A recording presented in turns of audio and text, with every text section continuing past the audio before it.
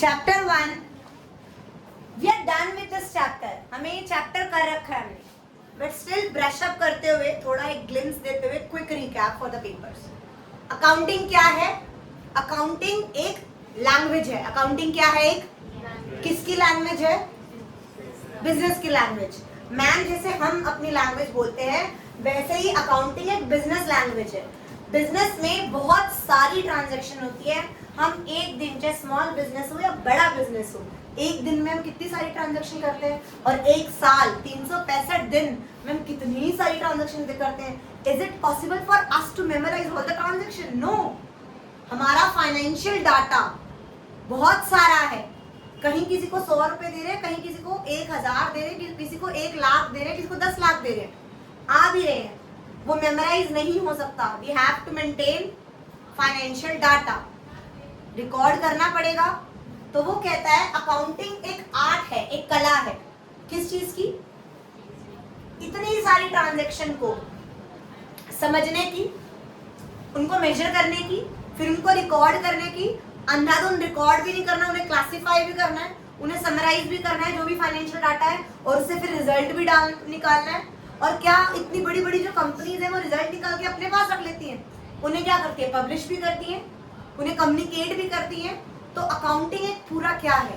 Process. क्या है? Process. Accounting is the art of measuring, recording, classifying and summarising. किसको summarise करना है, किसको मेजर करना है, किसको क्लासिफाई करना है, किसको रिकॉर्ड करना है? किसको रिकॉर्ड करना है? मैम जो ट्रांजैक्शन फाइनेंशियली रिकॉर्ड, उसको हम अकाउंट्स में रिकॉर्ड, बताया था ना, लॉयल्टी। यार ये बंदा तो बहुत लॉयल है, हमारे बिजनेस में ऐसा बंदा नहीं देखा। क्या उसकी लॉयल्टी हम measure in terms of money कर सकते हैं? क्या तेरी मैं ईमानदारी पैसों में काउंट कर सकती हूँ? नहीं कर सकती। क्या मैं अपने प्रोडक्ट की क्वालिटी, क्या मैं जैसा प्रोडक्ट बना रही हूँ, जैसी मशीनरी मेरी हो रही है, मेरा क्वालिटी ऑफ प्रोडक्ट बहुत अलग है, उसका बहुत अलग है। Can some kind of things are there, events are there which cannot be measured in terms of money, तो वो हम अकाउंट्स में रिकॉर्ड। तो वो कह रहा है अकाउंटिंग एक ऐसी आर्ट है जिसमें हम मेजर करके रिकॉर्ड कर रहे हैं, क्लासिफाई कर रहे हैं, समराइज कर रहे हैं। किनको? फाइनेंशियल ट्रांजैक्शन को। क्यों कर रहे हैं? ताकि हम एनालाइज कर सके, इंटरप्रेट कर सके उन स्टेटमेंट्स को। कितना मेरा प्रॉफिट हुआ है, कितना मेरा लॉस हुआ है, कितना मेरा एक्सपेंस हुआ है, कितना मुझे कहाँ कंट्रोल करना है, कहाँ मैं एक्सपेंड कर सकती हूँ, कहाँ मुझे ग्रोथ करना है। I can take decisions. अगर मेरे पास फाइनेंशियल अकाउंट्स होंगे अपने 3 साल के, मैं एक बिजनेस चला रही, मैं परफेक्ट क्लासेस चला रही हूँ, मेरे पास 3 साल के अपने अकाउंट्स हैं, क्या मैं उनसे बहुत सारे डिसीजन नहीं ले सकती? क्या लास्ट टाइम ना अक्टूबर में इतना ग्रेस आया था, इतना हाइक आया था, तो इस वक्त हमें ना ज्यादा एडवर्टीजमेंट करनी चाहिए, क्योंकि अक्टूबर में बच्चे ज्यादा सर्च करते हैं, या जुलाई में बहुत सारे। I will take decisions. या लास्ट टाइम हमने एक्सपेंस, वाह प्रॉफिट बढ़ गया, प्रॉफिट बढ़ गया, प्रॉफिट बढ़ गया, ये हमने देखा कि प्रॉफिट बढ़ाने के चक्कर में हमने एक्सपेंस डबल बढ़ा रखा है। I can take decision. Financial data help कर रहा है ना मुझे डिसीजन लेने में। मैं कंपेयर कर सकती हूँ, मैं एनालाइज कर सकती हूँ, उससे मैं अपने डिसीजंस ले सकती हूँ। मैं अपनी गलतियों को भी सुधार सकती हूँ कि यार पिछली बार मैंने ये गलती करी थी, मैंने ये सोच के कि बहुत सारे बच्चे आ गए, बहुत खर्चा बढ़ा दिया था।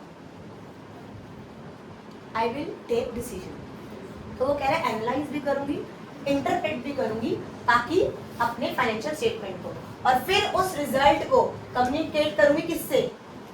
यूजर से। This is the definition, this is the characteristics and this is the process of accounting. यही डेफिनेशन है, यही कैरेक्टरिस्टिक्स है। I am Rashmi CS having AC, हम 3600 बार कर चुके हैं प्रोसेस। और यही अकाउंटिंग का क्या है? प्रोसेस। यही अकाउंटिंग का क्या है? प्रोसेस। पहले ट्रांजैक्शन को आइडेंटिफाई करो। पहले मैंने ट्रांजैक्शन को आइडेंटिफाई करा मानसी। आइडेंटिफाई के बाद मैं क्या करूंगी? इस ट्रांजैक्शन को मेजर करूंगी, क्या ये ट्रांजैक्शन मेरे से रिलेटेड है? याद है मैंने दिखाया था कि I have 10,000 in my pocket, वो परफेक्ट क्लासेस की फीस के हैं, और मैंने अपनी बेटी को दे दिए, तो वो ट्रांजैक्शन क्या मेरे इससे रिलेटेड है? हाँ है। बट ये 10,000 मेरे ही थे और मैंने अपने ही यूज करे, तो वो ट्रांजैक्शन मेरे से रिलेटेड नहीं है। पहले मैं आइडेंटिफाई करूंगी ट्रांजैक्शन को, क्या वो ट्रांजैक्शन बिजनेस से रिलेटेड है या नहीं है। फिर अगर है तो क्या हम उसको मेजर कर सकते हैं इन टर्म्स ऑफ मनी? अगर इन दोनों पे टिक आ जाएगा तो मैं क्या करूंगी? और रिकॉर्डिंग कहाँ करते हैं? करेक्ट, कहाँ करते हैं? और जर्नल को क्या बोलते हैं? Accounting book. सही बोल रही है। Original book of entry, original book of entry, original book of. Question आ सकता है तुम्हारे पेपर में, why journal is known as original book of entry? Why? इसमें ओरिजिनल ही data, because any transaction for the first time will be recorded in journal.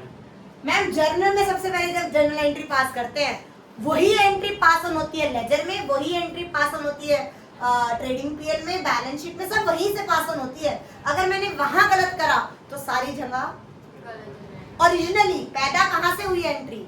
Journal से। तो journal को क्या कहते हैं? Original book of entry, original book of entry. करी है ना इतनी सारी जर्नल। जर्नल के बाद हम क्या करते हैं? क्लासिफाई का मतलब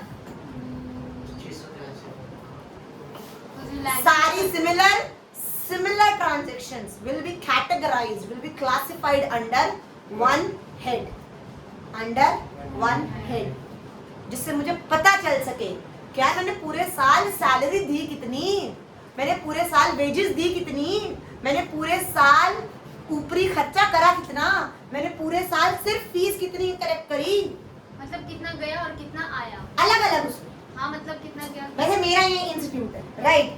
मैं यहाँ पर पानी आ रहा है, मैं ये पूछ रहा पूरे साल में हम कितना पानी यूज करते हैं, तो मुझे 365 डेज की पूरी जर्नल एंट्री नहीं देखनी पड़ेगी। बट अगर मैं सिर्फ एक अकाउंट बना दूं वाटर बॉटल, तो मुझे सिर्फ वाटर बॉटल का खर्चा पता चल जाएगा। मैम बहुत सारे प्रिंट्स होते हैं, प्रिंट्स देते हैं हम, आज कभी 5000 दे रहे हैं, कभी 2000 दे रहे हैं, कभी 200 दे रहे हैं, कभी 400 दे रहे हैं, तो मुझे पता होना चाहिए कि मैंने पूरे साल सिर्फ प्रिंटिंग में कितना खर्चा गया। तो क्या मुझे इतनी मोटी बुक बनती होगी पूरे साल की ट्रांजैक्शन की? मैं इसमें से छाटने पड़ेगी ना। ये मेरे जर्नल है, मेरे क्या है? क्रोनोलॉजिकल ऑर्डर में होते हैं, मतलब डेट वाइज होते हैं। डन। फिर हम इसी जर्नल से हर एक महीने हम लोग हर एक महीने बाद क्या बनाते हैं? वैसे तो डेली होता है लेजर पुटिंग, हम क्या बनाते हैं? लेजर। क्या बनाते हैं? लेजर का मतलब क्या होता है? कितना गया। Account. Ledger is an account, it's a T shaped account, it's a ऐसे टी शेप अकाउंट होता है, इस साइड को डेबिट करते हैं और इस साइड को credit, it's a T shaped account. समझ आया? मैम ये ऐसा अकाउंट है जहां पे सारी transaction of all similar nature, all transaction of similar nature हम एक अकाउंट में रहेंगे। कैश अकाउंट अलग, बैंक अकाउंट अलग, फर्नीचर अकाउंट अलग, मशीनरी अकाउंट अलग, सैलरी अकाउंट अलग, वेजेस अकाउंट अलग, कैपिटल अकाउंट अलग, सब अकाउंट्स अलग होंगे। तो हमें उनका पता चल जाएगा, राइट? फिर उसके बाद क्या होएगा? समराइज। अगर मान लो मैंने इतनी मोटी बुक में क्या करा, जर्नल बना लिए, तो मैंने इतनी बुक में मैंने क्या बना लिया? लेजर बना लिया। अब मुझे पता है मेरी सैलरी में इतना खर्चा हुआ, पानी वाली में इतना हुआ, मेड का इतना हुआ, प्रिंटिंग का इतना हुआ। क्या इसको देख के कैन आई एनालाइज मेरा प्रॉफिट या लॉस कितना हुआ? No, you can't. तुझे समराइज करना पड़ेगा। क्या करना पड़ेगा? समराइज। क्या करना पड़ेगा? Summarise. You have to summarise. तुझे कैसे समराइज करना पड़ेगा कि मैम आपने समराइज कर दिया, यहाँ पर आपने सबका बैलेंसेस लिख दिया कि पूरे साल में मेरी सैलरी इतनी गई थी, प्लस माइनस करके इसमें मैंने क्या निकाल लिया? Profit and loss. मेरी बैलेंस शीट निकाल ली। क्या निकाल लिया?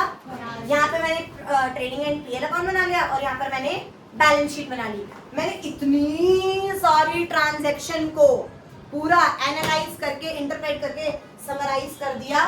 किसमें? ट्रेडिंग एंड पीएल अकाउंट और बैलेंस शीट में। ट्रेडिंग पीएल अकाउंट एक बनता है एंड बैलेंस शीट एक बनती है। एग्जाम्पल दिया था, तुम्हारे नंबर अलग अलग आते हैं, समराइज कहते हैं ना 98% आए हैं, है ना? ऐसे ही मोटा मोटा तो यही देखेंगे ना प्रॉफिट एंड लॉस कितना है। समराइज करा, फिर उसे एनालाइज करूंगी, वो एनालाइज बताया था ना, रिमार्क्स। क्या रिमार्क्स लिखते हैं, remarks this girl is a very intelligent, बहुत स्पार्क है, ऐसा करे तो ऐसा हो जाएगा।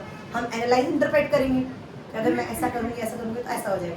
फिर उन रिजल्ट्स को हम क्या करेंगे, कम्युनिकेट किससे, यूजर से।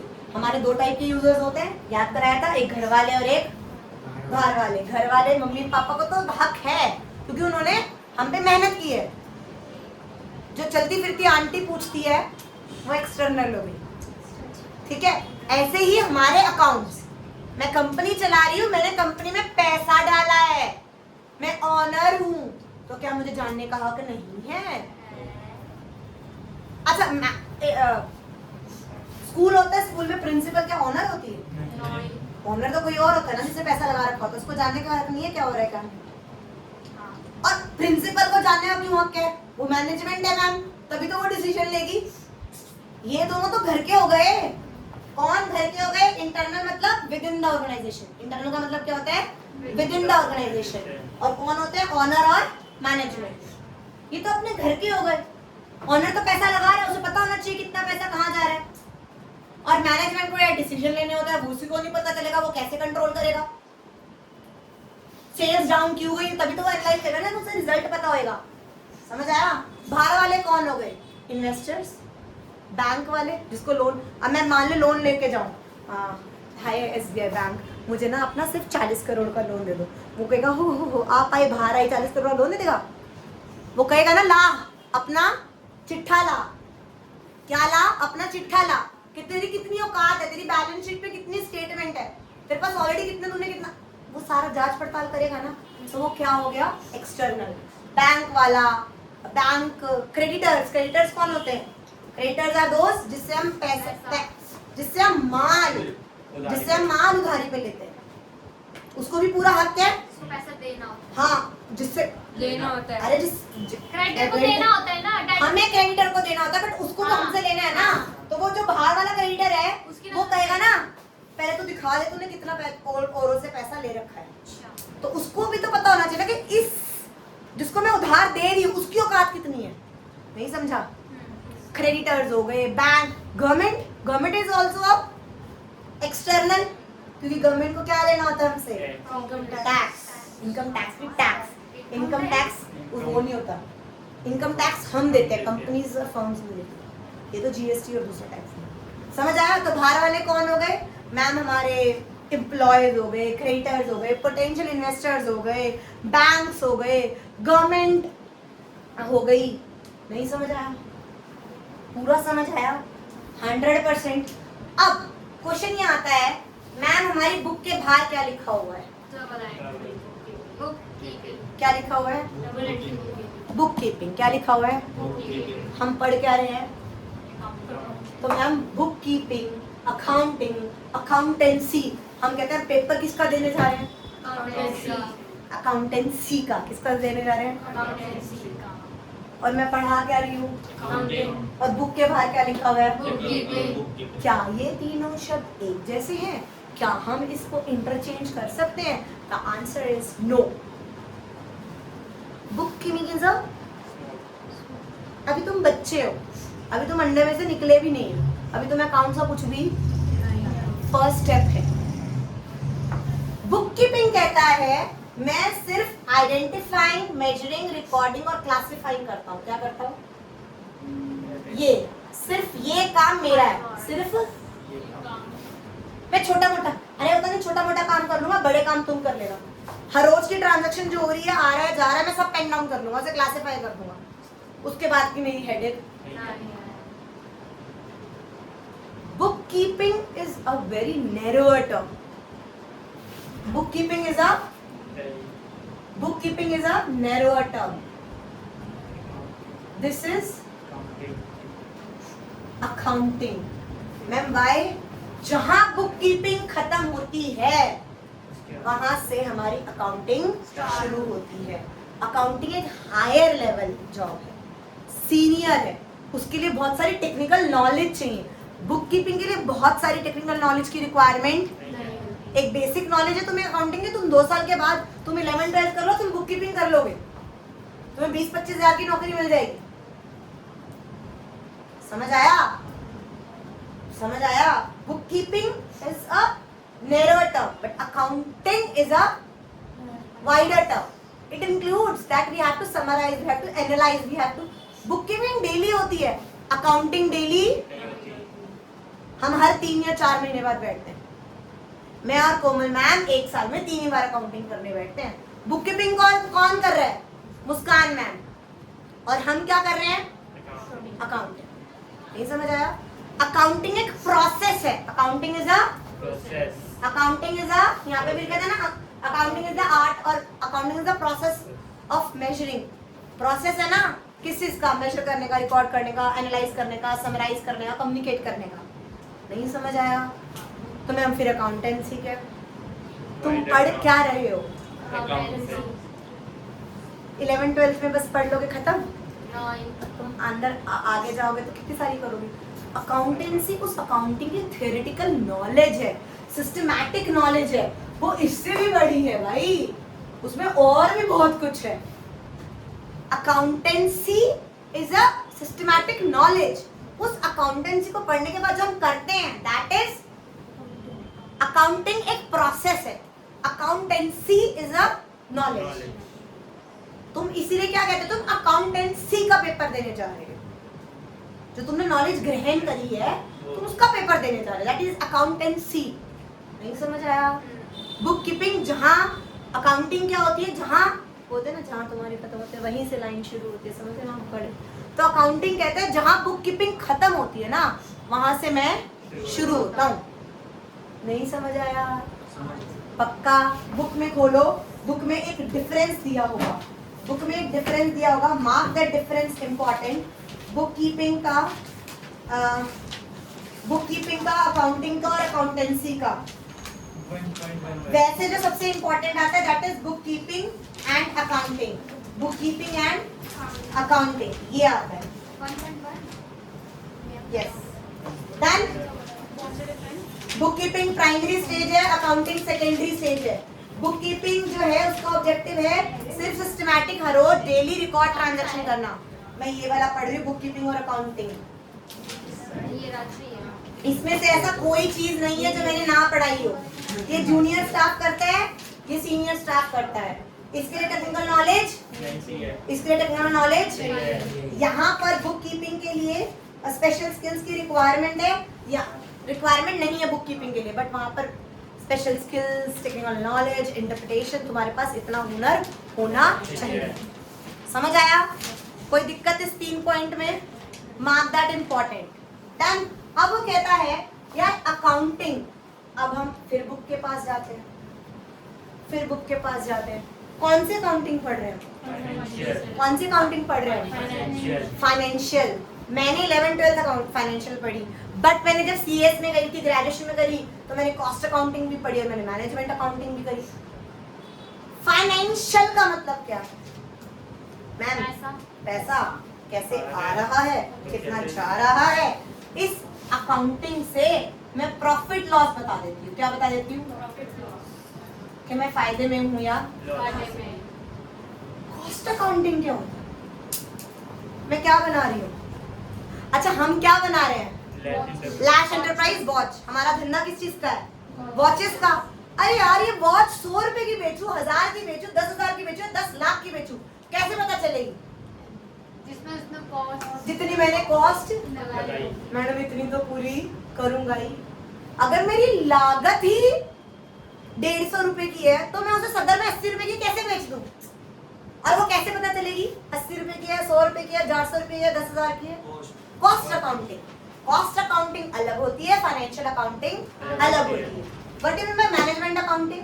मैम सिर्फ पैसे से नहीं होता, बहुत कुछ मैनेज करना पड़ता है. You have to manage a lot in the. मेरे बोल रहे हो नोट्स, मेरे नोट्स निकालो. मेरे नोट्स में मैंने ना बहुत जिस्ट में वो कर रखा है. अगर है तो बाई चांस, या वो घर में अंडे दे रहे हैं. नोट्स दिए थे, ये रही. थप्पड़ मारो सबको दिया है. ठीक है. देखो यहाँ पर लविश तेरे को तो बेटा घर छोड़ के आओ. देखो management accounting is concern with generating accounting information relating to fund, cost, profits. ये एड्रेस करता है सिंगल यूजर ग्रुप के मैनेजमेंट को कौन कौन से डिसीजन कैसे कैसे लेने हैं. उसमें सब कुछ आ जाता है. नहीं समझ आया? तो there are 3 type of accounting, financial accounting, cost accounting and management accounting, और वो मेरे नोट्स में यहाँ पर आपको दिख जाएंगे। डन? इतनी बात समझ आई? अच्छा एक बात बताओ, क्या हम सब अच्छे हैं? तो अकाउंटिंग भी, अकाउंटिंग के भी कुछ पॉजिटिव्स हैं और कुछ नेगेटिव्स, और हम इतनी अकाउंटिंग पढ़े कि मेरा बिजनेस, मेरा पैसा, कुछ भी हो तेरे को क्या मतलब है? वो कहता है अकाउंटिंग के कुछ ऑब्जेक्टिव्स हैं, कुछ फंक्शंस हैं, कुछ एडवांटेजेस हैं, कुछ लिमिटेशंस हैं, और कुछ रोल है बिजनेस में अकाउंटिंग का। ऐसे ही हवा में नहीं पढ़ रहे। डन? अच्छा मैं ये पढ़ाऊंगी ना, तुम्हें ऑब्जेक्टिव और फंक्शन एडवांटेज लगेंगे। मैम सेम ही तो है। एक बात बताओ, मेरा तुम्हारा पढ़ने का ऑब्जेक्टिव क्या है? कि हम तरक्की हासिल करें।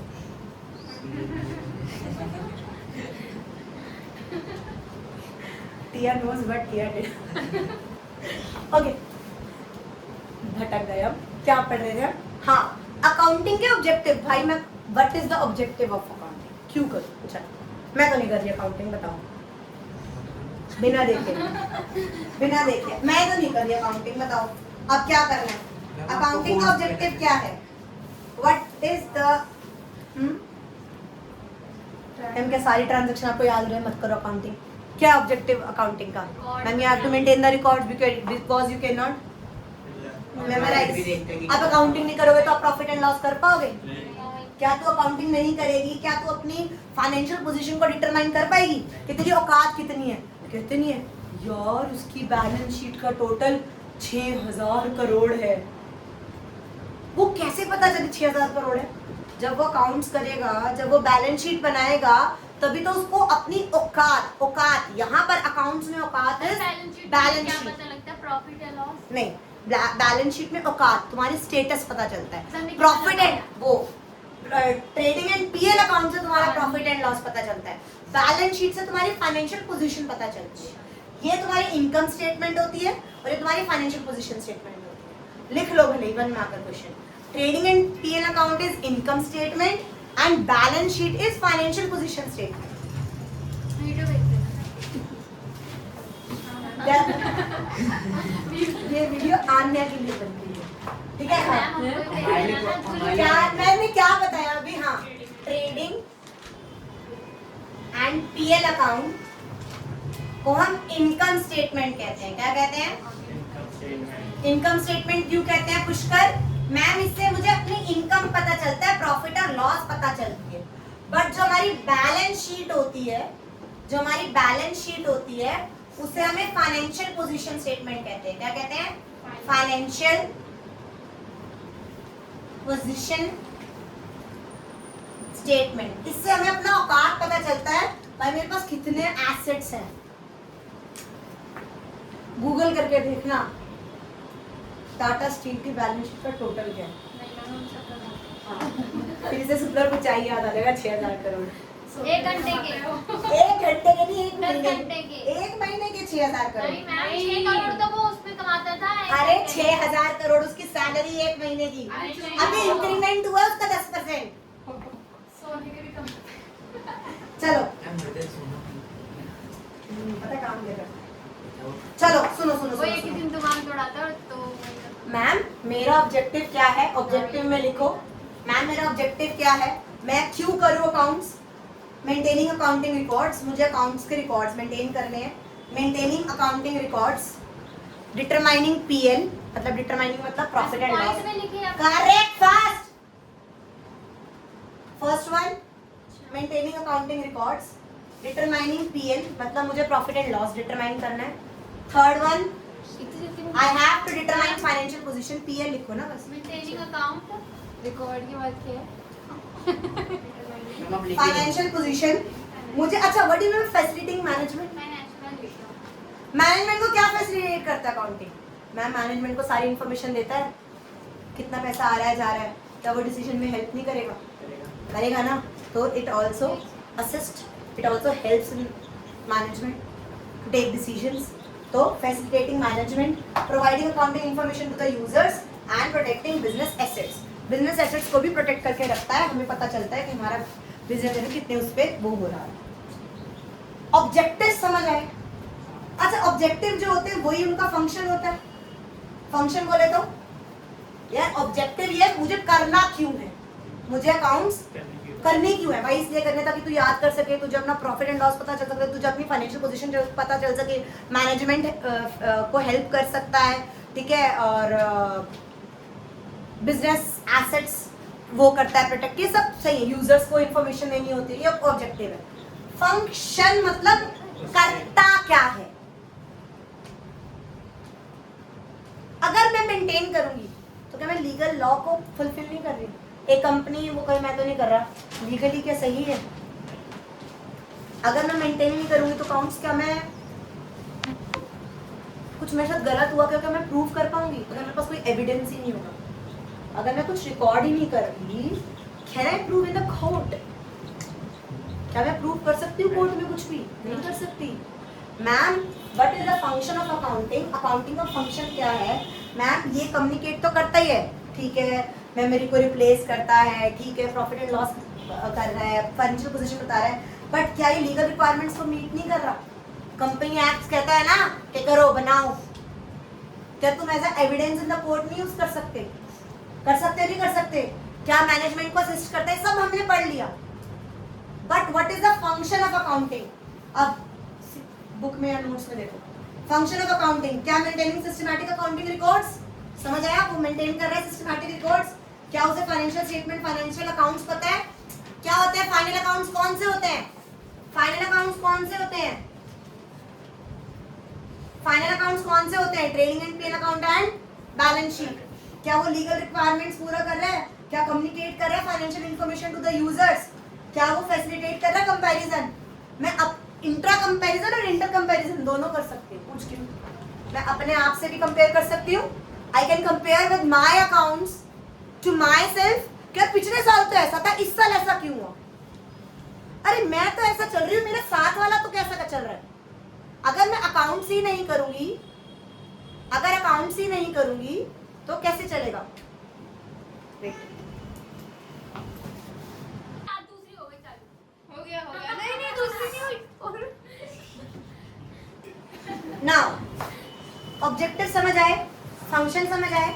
अब वो कहता है क्या फायदे हैं और क्या नुकसान। अगर मैं अकाउंट्स करती हूँ तो रिप्लेस कर रहे हैं मेमोरी में, फायदा है। सब कुछ तुम्हें याद करने की जरूरत नहीं है, ठीक है, तुम्हें मेमोरी रिप्लेस कर रहा है, मैनेजमेंट को असिस्ट कर रहा है। असिस्ट मतलब हेल्प कर रहा है कि तू डिसीजन ले सके, राइट। मुझे पता चल रहा है मेरी फाइनेंशियल इंफॉर्मेशन के बारे में कि पहले सीरियसली बताऊं, इसके भाई ने जो पढ़ रखा है ना, आज तक मेरे पास उसके भी अकाउंट्स मिल गए। I have my accounts at least of 6 to 7 years। Financial information दे रहा है वो मुझे, राइट। कंपैरेटिव स्टडी दे रहा है, कंपेयर कर सकती हूँ ना। फॉर एग्जाम्पल के लास्ट जब मैंने स्टार्ट किया था तो मैंने रेंट शायद, जहां तक मुझे याद है, 1 साल का शायद 1.25 लाख दिया था। आज मैं 1 साल का 6 लाख रेंट, एक्सपेंस बढ़े तो रेंट 1,25,000। तो समझ रहे हो, आई कैन कंपेयर, कंपेरेटिव स्टडी हो सकती है। If I am doing accounting, if I am maintaining a financial data, तो क्या कंपेरेटिव स्टडी हो सकती है? यस मैम, कंपेरेटिव स्टडी हो सकती है। ईयर्स और ईयर्स की अगर तुम्हारे पास इंफॉर्मेशन है तो तुम उसे जज कर सकते हो, right. Facilitate settlement of tax liability. Government tax, तुम्हें पता है इस बात का कि गवर्नमेंट एडवांस टैक्स लेती है, इस बात का पता है कि जो अगर बिजनेस चला रहा है और ये 26-27 है तो वो 26-27 का टैक्स पे कर चुका है, जो एक्चुअल में आएगा फिर हम प्रूव करते हैं। और अगर ज्यादा हमने दे रखा होता तो वो हमें रिफंड करते हैं। किसी को 26-27 में बंद ही करना हो तो फिर वो रिफंड आ जाता है, ठीक है, ठीक है। हमें लोन मिल सकता है, हम अपने फाइनेंशियल, अगर मैं फाइनेंशियल अकाउंट्स मेंटेन कर रही हूँ नंबर 1 में, तो बैंक के पास जाके प्रूव कर सकती हूँ कि देखो मेरी इतनी औकात है, तो तुम मुझसे पे भरोसा करके लोन दे सकते हो। अगर मैं अकाउंट्स अपने मेंटेन कर रही हूँ, क्या मैं कोर्ट में प्रूव कर सकती हूँ कि देखो मैंने इसे कैश मेमो दे रखा है, इसने गड़बड़ करी है? समझ आया? तो वो कह रहा है पार्टनरशिप अकाउंट्स में बहुत सारे एडवांटेजेस हमारे हैं। अकाउंट्स सोल प्रोप्राइटर भी मेंटेन करता है, पार्टनरशिप भी मेंटेन करती है, कंपनी भी मेंटेन करती है, सब बनाते हैं, तो सबको फायदा मिलता है, बट अकाउंट्स दूध का धुला नहीं है। अकाउंट्स में भी कुछ सबसे बड़ा लिमिटेशन।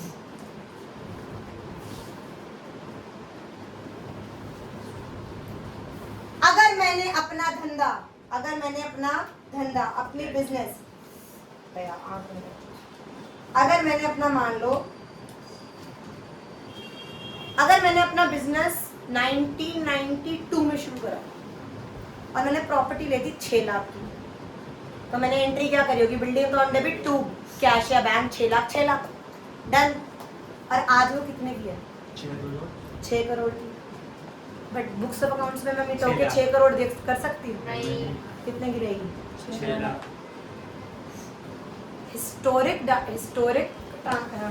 हिस्टोरिकल इफेक्ट का मतलब क्या होता है कि प्राइस भले ही चेंज होते रहे, बट हमारा अकाउंट्स में हम ऐसे प्राइस चेंज नहीं कर सकते। एक एग्जांपल दिया था वो जब कोविड आया था ना, my husband brought that thermometer, gun वाले थर्मामीटर, राइट, वो हमने खरीदे ही 25 लाख के, बट जब तक वो आए पहुंचे कस्टम क्लियरेंस हुई यहाँ तक पोर्ट हुए, उनकी वैल्यू जो 5,000 का बाहर बिक रहा था वो गिरते गिरते गिरते ही 2,500 हो गया, 2,000 हो गया।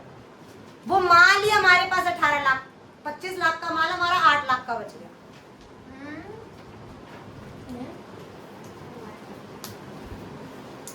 क्या हम इरेज करके हम कह दें कि 25 लाख की जगह नहीं। हमने तो दे रखे हैं ना, 25 का 50 हो गया तब भी 25 ले रहा, 25 का 8 हो गया।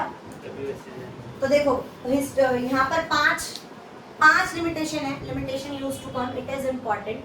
लिमिटेशन समझो, पहला है accounting is not fully exact. Accounting कभी भी एग्जैक्ट नहीं होती। अकाउंटिंग एग्जैक्ट इसलिए नहीं होती क्योंकि transaction are recorded in the basis of evidence, और कभी कभी बंदा गप्पन छप्पन कर देता है तो इतनी एग्जैक्ट नहीं है, बिल ही नहीं कम कटवा ले तो एग्जैक्ट नहीं होती। अनरियलिस्टिक इंफॉर्मेशन, बहुत बार ऐसी अनरियलिस्टिक इंफॉर्मेशन देते हैं, डेप्रिसिएशन ही मैंने 60% लगा दिया जान के। अरे ऐसे कैसे लगा लिया तूने, अनरियलिस्टिक, ये 60% से थोड़ा ना घट गई थी वैल्यू, 10% से घटा, 20% से घटा, मुझे मैनिपुलेट करना 20% से घटानी चाहिए थी, मैंने 2% से डेप्रिशिएट कर रखे ताकि मेरी बैलेंस शीट की औकात ज्यादा अच्छी लगे। समझ आया? वो कह रहा है समटाइम्स अकाउंटिंग एग्जैक्ट नहीं होती, समटाइम्स हम ही अनरियलिस्टिक इंफॉर्मेशन करते हैं। अब वो कह रहा है accounting ignores effect of price level changes, जो मैंने एग्जांपल दिया। अकाउंटिंग इग्नोर्स क्वालिटेटिव इफेक्ट, याद है हम सिर्फ किस पे वर्क करते हैं, quantitative, which can be measured in terms of, but some transactions are ऐसी होती हैं जो क्वालिटेटिव पे नहीं, क्वालिटेटिव पे ही होती है और वो हमारे बिजनेस को इफेक्ट कर रही है, बट चाह कर भी मैं उस इंफॉर्मेशन को नहीं कर सकती। क्या अकाउंटिंग क्वालिटेटिव एस्पेक्ट इग्नोर करता है? हाँ। क्या accounting price level changes ignore करता है? हाँ। क्या समटाइम्स अकाउंटिंग अनरियलिस्टिक इंफॉर्मेशन देता है? हाँ। अकाउंटिंग समटाइम्स फुली एग्जैक्ट नहीं होता। और सबसे चीज अकाउंटिंग जो है विंडो ड्रेसिंग, याद है, may lead to window dressing. Window dressing का मतलब क्या होता है? सत्यम कंप्यूटर्स वाला केस पढ़ा है किसी ने? कितनी बार कहा था, 3 महीने हो गए तुम्हें बोलते हुए सत्यम कंप्यूटर वाला केस पढ़ो। आज का होमवर्क सत्यम कंप्यूटर स्कैम लिखोगे और यूट्यूब पे 10-10 सेकंड की, 20-20, 30-30 सेकंड की रील देखोगे, शॉर्ट्स देखोगे। सत्यम कंप्यूटर स्कैम। विंडो शॉपिंग करी है?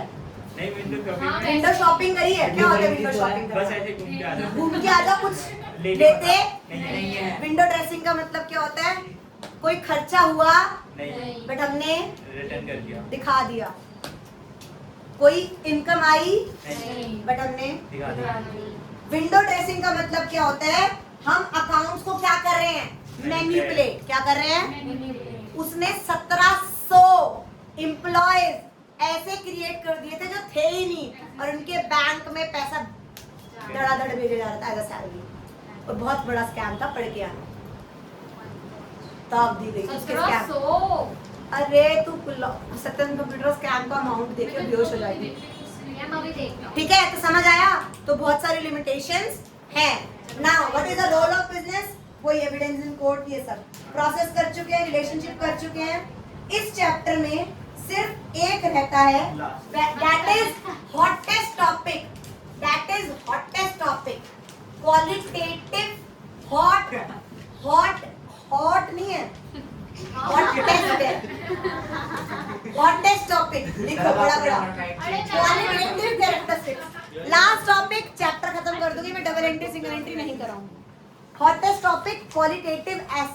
क्वालिटेटिव होने पर जगह नहीं है, लिख लो लिख लो. Hottest topic qualitative characteristics of accounting information. Qualitative hottest topic qualitative characteristics of qualitative characteristics. Pen down कर लिए सब कुछ. क्वालिटेटिव कैरेक्टरिस्टिक्स क्या है? वो कह रहा है तुम्हारी क्या बच्चा बोल रहे ये वाली वीडियो में के घर वाले रिलायबिलिटी. अभी फिलहाल रिलायबिलिटी, रेलेवेंस. वो कहता है जो तुम अकाउंटिंग इंफॉर्मेशन दे रहे हो, उसमें ये 4 क्वालिटी होनी चाहिए. Qualitative characteristics of accounting information. वो रिलायबल होना चाहिए, वो रेलेवेंस होना चाहिए, वो अंडरस्टैंडेबिलिटी.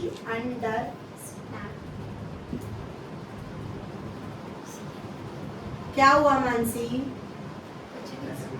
इसी के अंदर लिखना है ना. हाँ. आप वो मुझे लगा वैसे लिख पाते. नहीं, ये वो कह रहा है, टॉपिक का नाम है qualitative characteristics of accounting information.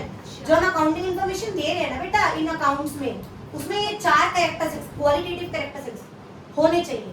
क्या? रिलायबल होना चाहिए, रेलेवेंट होना चाहिए, अंडरस्टैंडेबिलिटी होनी चाहिए और कंपैरेटिबिलिटी होनी चाहिए.